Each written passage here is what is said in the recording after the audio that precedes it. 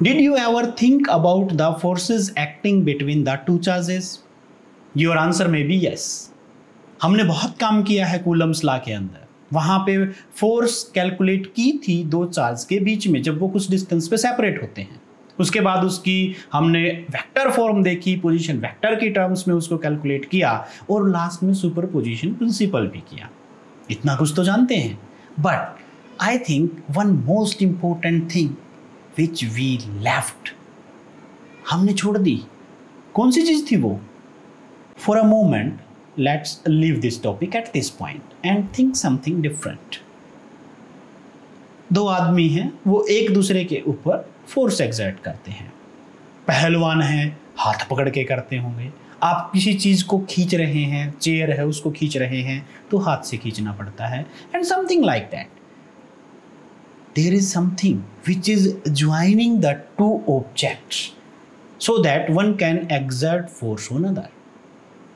Force के लिए ये चीज़ तो ज़रूरी है, कुछ ना कुछ तो चाहिए जो उन पार्टिकल्स को, उन ऑब्जेक्ट्स को एक चीज़ के साथ, एक दूसरे के साथ बांध सके।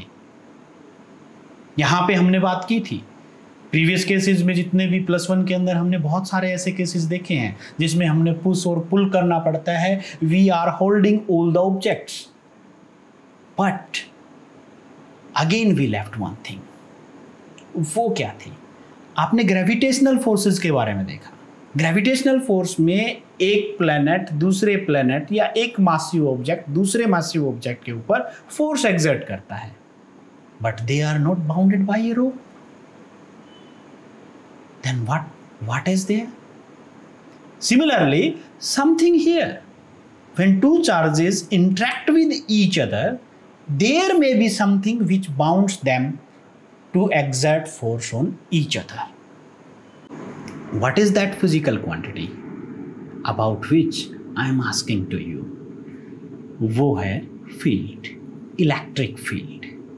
जब हम दो ऑब्जेक्ट्स के बीच में फोर्स की बात करते हैं तो वहाँ पे something which bounds them to exert force on each other is the field of that object. जब दो ऑब्जेक्ट्स के बीच में इंटरेक्शन होती है तो एक ऑब्जेक्ट का फील्ड या दूसरे ऑब्जेक्ट का फील्ड एक दूसरे के साथ इंटरेक्ट करते हैं। Now what is that field? Field simple सा मतलब है किसी भी उसके चारों तरफ का क्षेत्र, उसका इलाका कह लें, उसके चारों तरफ का स्पेस कह लें, वो सारी चीजें, that is known as field. उसी को सिंपल फील्ड कहते हैं, नथिंग मोर दैट। अब यहां पे क्या करें जब चार्ज की बात आती है? Is there any field? Yes, that have also a field and that field is called electrostatic field, या सिंपली हम कह सकते हैं electric field. So today in this video, in this lecture, I will talk about electric field and how that can affect the forces and how that is working. So let's continue to electric field. It is the space around a charge in which its electrostatic force of attraction or repulsion can be experienced. किसी भी charge के चारों तरफ का वो क्षेत्र जिसमें उसकी इलेक्ट्रोस्टैटिक फोर्स को महसूस किया जा सकता है वो उसका इलेक्ट्रिक फील्ड कहलाता है। जैसा कि मैंने पहले बताया था, फील्ड का मतलब ही ये होता है कि जहां तक उस चीज का प्रभाव हो, that is the field of that object. अगर आपके कमरे में एक बल्ब ऑन है, उसकी रोशनी इतनी है कि वो उस कमरे में ही दे पाती, कहां तक उसकी रोशनी जाती है, that is the field of that bulb. तो फील्ड का मतलब ही ये है कहां तक उस चीज का प्रभाव है। तो यहां पे चार्ज का कहां तक इफेक्ट है वो कहते हैं, उसको कहते हैं इलेक्ट्रिक फील्ड। सपोज यहां पे मेरे पास एक चार्ज है, इसके चारों तरफ की बात करूं तो इसके चारों तरफ जहां पे भी होगा, इतनी डिस्टेंस पे, यहां पे भी, यहां पे भी, यहां पे भी, in all directions field will be there. So that is known as electric field. अब हमने इलेक्ट्रिक फील्ड के बारे में तो सीख लिया, अब उसको मैथमेटिकली एक्सप्लेन करें या फिजिक्स के लॉज की टर्म में एक्सप्लेन करें तो कैसे करें, या किसी पर्टिकुलर पॉइंट पे निकालना चाहें कि फील्ड क्या है तो क्या करें। तो उसके लिए हम एक फिजिकल क्वांटिटी जो यूज करेंगे वो होगा इलेक्ट्रिक फील्ड इंटेंसिटी। या सिंपल से कह सकते हैं इंटेंसिटी ऑफ इलेक्ट्रिक फील्ड। इसकी डेफिनेशन कहती है electric field intensity at a point in an electric field of A charge may be defined as the force experienced per unit positive test charge placed at that point.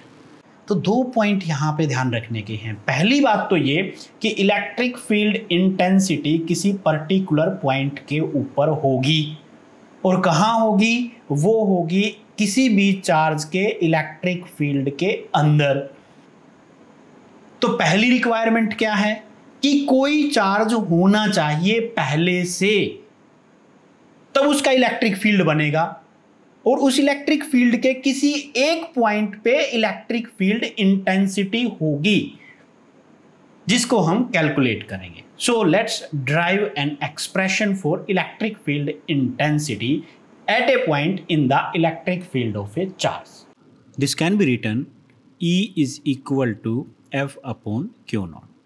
Since force is a vector quantity, so E will also be a vector quantity. So I am putting the vector signs over here. Now Q naught is a test charge.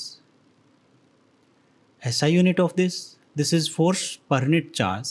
So SI unit for force is Newton, and for charge it is Coulomb. So I am using Newton per Coulomb. So SI unit for electric field intensity will be Newton per Coulomb. It is a vector quantity and direction is same as that of force. क्योंकि यहाँ पे charge एक scalar quantity है और force ही एक vector quantity है, तो E की डायरेक्शन भी वही होगी जो F की डायरेक्शन है, यानी कि जो फोर्स की डायरेक्शन है वही डायरेक्शन इलेक्ट्रिक फील्ड इंटेंसिटी की भी होगी। In the above expression, I used a word test charge. Test charge should be small enough, as small as possible. कितना स्मॉल, ये सबसे बड़ी बात है। कितना छोटा ले, what should be test charge, कैसा होना चाहिए। Let's try to understand this. हमने ये टेस्ट चार्ज ले लिया, स्मॉल भी लिख दिया, it should be small enough. What does mean? क्या स्मॉल एनफ? कितना small?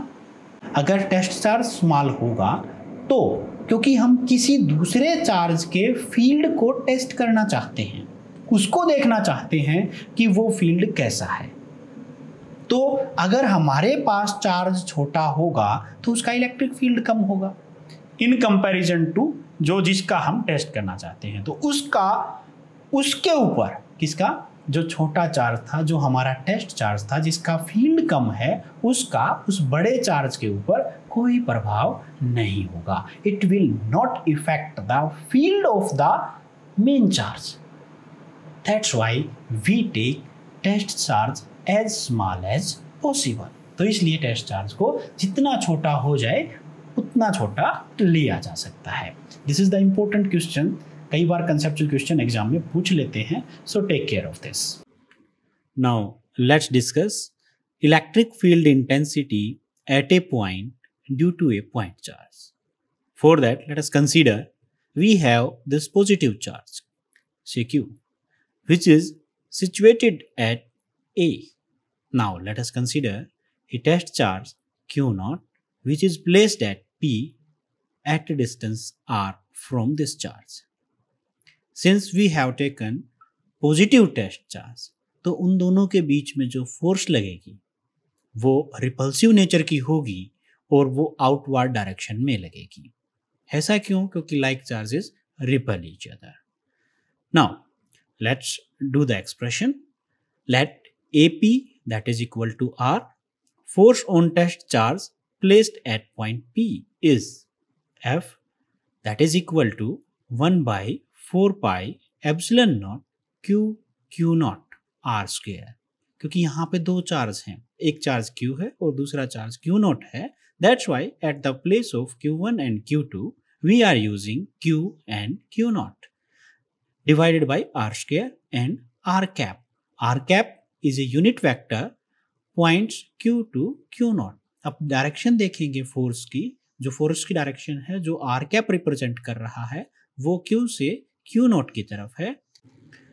Now as E is equal to F upon Q naught. So we can write 1 by 4 pi epsilon naught Q naught R square and R cap divided by Q naught. Cancelling Q naught by Q naught, we get E, that is equal to 1 by 4 pi epsilon naught Q upon R square and R cap.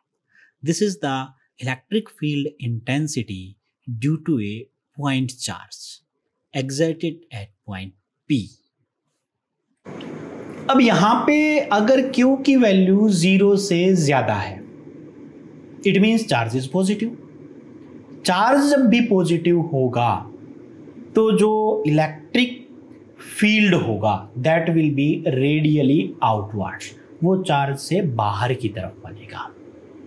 And for Q is less than 0, Q 0 से छोटा है, इसका मतलब ये हुआ कि charge negative है, और जो नेगेटिव चार्ज होगा तो फील्ड जो है वो टुवर्ड्स द चार्ज होगा, वो चार्ज की तरफ होगा।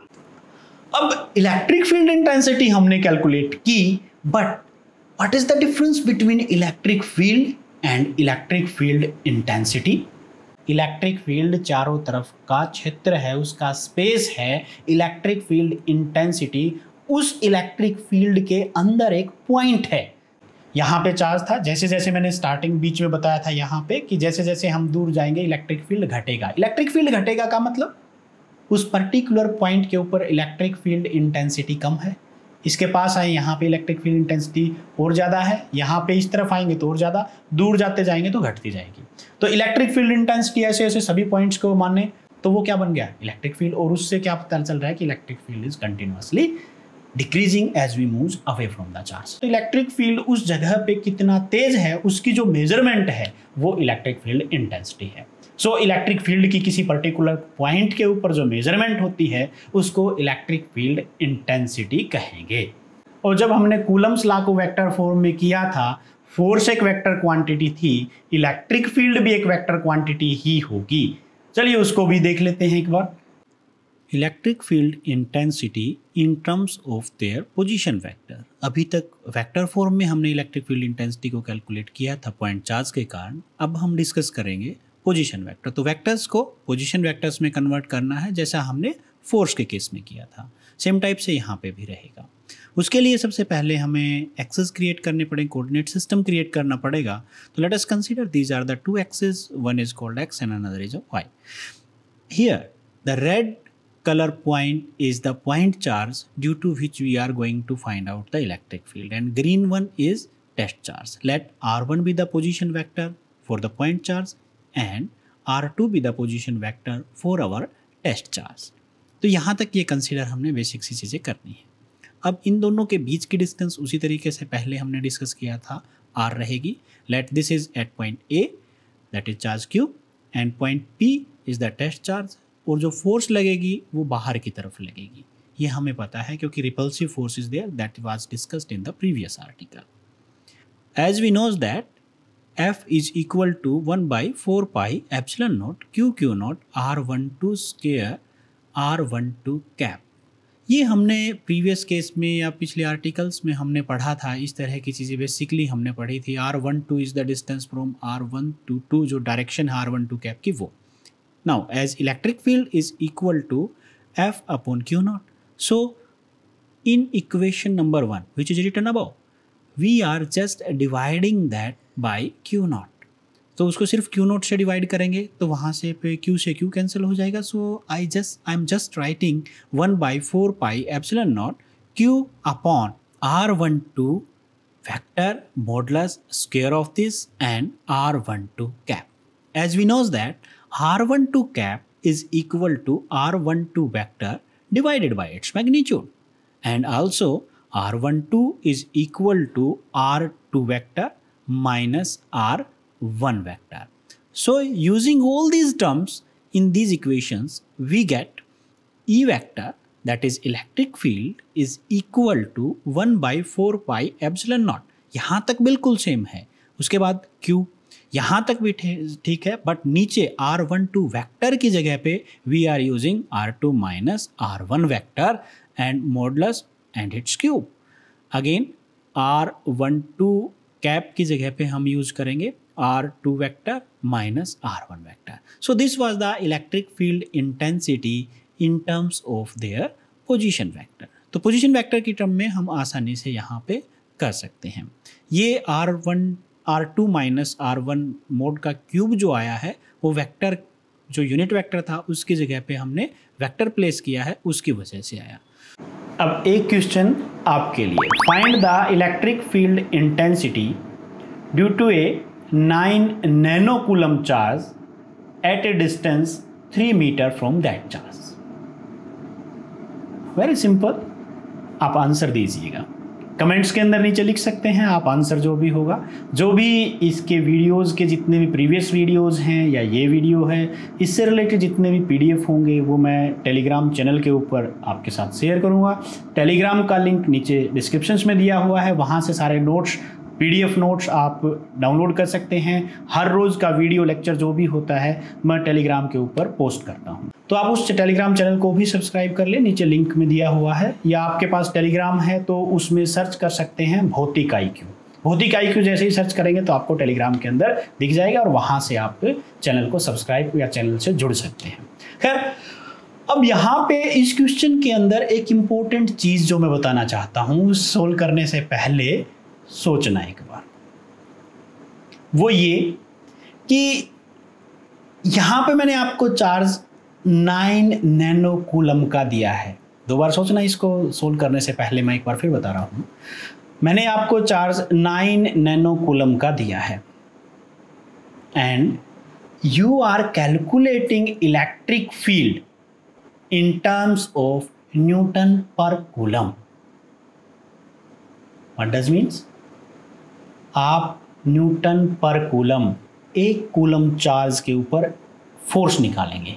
It means your test charge is 1 coulomb. 9 nano coulomb is the main charge and 1 coulomb is the test charge. It's your choice, try out. जब इलेक्ट्रिक फील्ड एक वेक्टर क्वांटिटी है और vector के तो कंपोनेंट्स होते ही हैं, वी नोज वेरी वेल. कौन कौन से component? X component, Y component and Z component if we talk about a position vector. Similarly, electric field can also have components that may be x component, that may be y component and z component. Let's see what are the components of electric field. Components of electric field. As we know that position vector जो r है that is equal to xi cap, yj cap plus zk cap. And magnitude of this is x square plus y square plus z square under the root. This implies that electric field E that will be equal to 1 by 4 pi epsilon naught q upon at the place of r modulus cube. क्योंकि r का magnitude x square plus Y square plus Z square है, तो मैं यहाँ पे उस r के magnitude की जगह पे ये वैल्यू पुट कर रहा हूँ और वहाँ पे क्योंकि क्यूब था तो यहाँ पे एज इट इज़ क्यूब इस्तेमाल करते हैं. So next part R vector की जगह पे X I cap Y J cap plus Z K cap as it is हम पुट कर रहे हैं. सो ये बनता है complete electric field. So what are the different components? So X component की अगर हम बात करें तो X component will be E X that will be equal to 1 by 4 pi epsilon naught Q x divided by X square plus Y square plus Z square 3/2 because power 3 was already there और क्योंकि अंदर under root भी है तो 1/2 is there, तो obvious सी बात है that will be 3/2. Next E Y that will be equal to 1 by 4 pi epsilon naught Q I divided by X square plus Y square plus Z square raise to the power 3/2. And E Z that is equal to 1 by 4 pi epsilon naught q into z divided by x square plus y square plus z square and 3/2 power of this. तो इस तरीके से these are the 3 components of electric field. तो electric field को component different components को हम इस तरीके से लिखते हैं. सो this was all about the electric field.